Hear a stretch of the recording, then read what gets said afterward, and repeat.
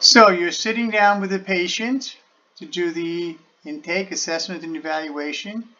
You're going to go back in their life for a 12-month period, and if 2 or more of the 11 symptom criterion that we're going to review here exist, you can give them a diagnosis, a preliminary diagnosis of tobacco use disorder. And these are the symptoms.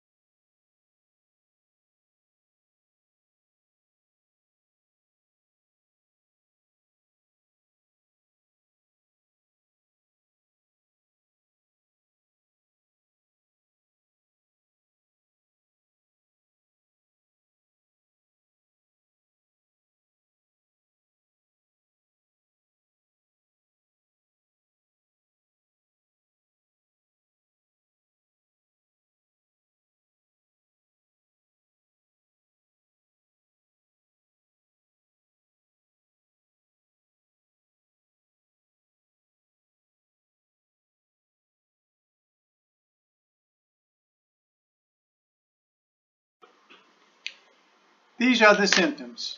Now, to determine the severity level, this is a symptom count. It's a numbers game. If it's 2 or more, you're going to count the symptoms to get the severity level, which will be explained in the next slide. But when I teach this at clinical programs and do it on site, it was an intern that asked me, Mr. Rule, can an individual have all 11 symptoms exist? And the answer to that question was yes, of course.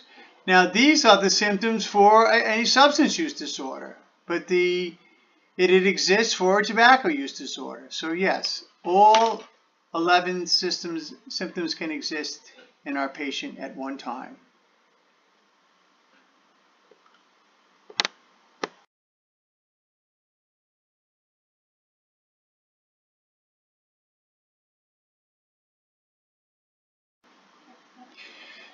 Here we have the substances for the substance use disorder, and it's addressed by substance, as I'm sure you well know.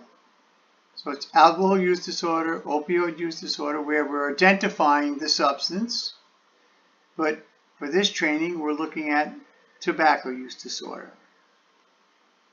And there's the DSM-5 and ICD-10 codes. And here are the codes. So I've arranged them in order of the numbers, so 10, 11, 12, 13.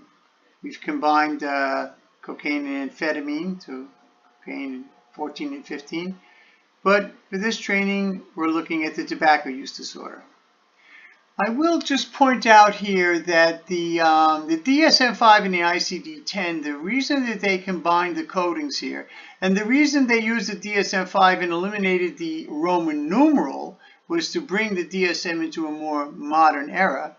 But the World Health Organization, who publishes the ICD-10, and the American Psychiatric Association that publishes the DSM-5, they wanted to use the same codes so they can keep the numbers, the data, the statistics globally, so we can know what where to spend the money in research and know what the nature of the beast was, what the real problems are related to substance use disorder. And we want to be part of that. They're asking for more from us as clinicians, but we want to be part of that. So here are the codes and tobacco use disorder.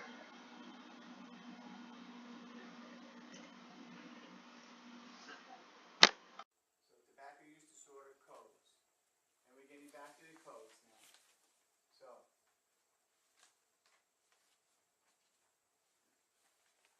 these are tobacco use disorders.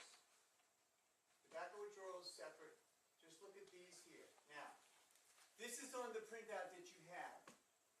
For substance use disorder, any of the substances, but in this case, this is about tobacco use disorder, if that symptom count is can't be one, has to be two or more, that you have a substance use disorder. If it's 2 to 3, the severity level is mild. If it's 4 to 5, the severity level is moderate. And if it's 6 or above, the severity level is severe. Now, I just want to say this as encoded as I can. Okay? When it comes to substance use disorder, you want the severity level to reflect or support the level of treatment that you're recommending. So if you're doing an intake and you're going to recommend residential treatment or rehab or inpatient detox or intense outpatient, you want the symptom count, this is for substance use disorder, you want the symptom count to reflect the level of treatment that you're recommending. Does everybody understand that? What I'm saying here? Because if you don't, the insurance company is going to say, oh, he doesn't meet the criteria for if you're going to go rehab or inpatient or IOP. But if you don't know what the criteria is, you don't know what the symptom count is, they're going to know. But we need to know. That's why you guys know that now. But the insurance company is going to play hardball with it. Oh, he doesn't meet the criteria. But if you don't know what the criteria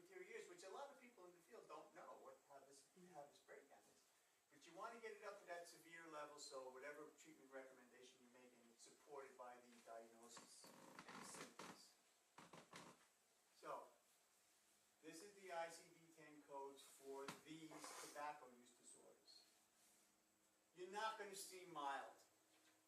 So this is the code for it, but they didn't even include it in this section here because, as you'll see, as we get into the nicotine addiction, we'll call it, even if someone's smoking casually, if you take the cigarettes away, they're going to have experience withdrawal symptoms. So it's always going to be mild. I mean, it's always going to be moderate to severe. So tobacco use disorder that's moderate is, we've got the code there, and tobacco use is severe, we've got the code there. But you're going to go with the code comma severe, comma moderate. You're going to say what the severity level is. And then tobacco withdrawal, that I'm going to explain what the withdrawal is, this has its own code, F17203. Now, just to mention something about withdrawal, throughout the DSM-5 for the other substances, if a patient is in withdrawal for alcohol, opioids, whatever, the severity level, you can't have a 1 there, it has to be a 2. It has to be moderate to severe for someone to be in withdrawal. So I include the 2 because tobacco, everybody who smokes is going to have a moderate to severe. And then tobacco-induced sleep disorder has its own code. I'm going to say a little bit more about that in a second. Okay, so these are the only codes for tobacco use disorder, mild, moderate, severe, or withdrawal. This is just a note of the other substances in the DSM-5. Let's just say it's alcohol. You can have alcohol use disorder, mild, moderate to severe, alcohol intoxication, and then alcohol withdrawal, and alcohol-induced disorder. So there is no tobacco intoxication. It's the same with caffeine. You can have caffeine withdrawal, but you can't be intoxicated by caffeine or intoxicated by tobacco.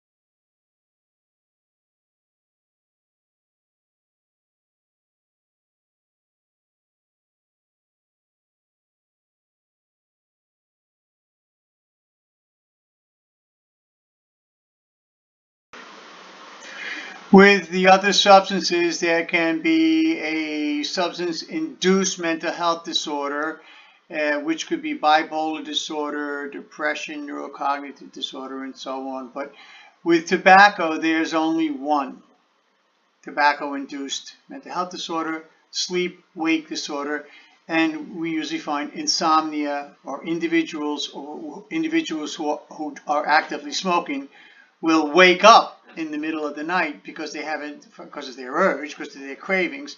It will actually wake them up, and they will smoke, half a cigarette at night, and then butt it out and leave it in the ashtray on the side and finish it as soon as they wake up. So they're waking up from a sleep to smoke, and if they stop smoking, they have insomnia and can't sleep.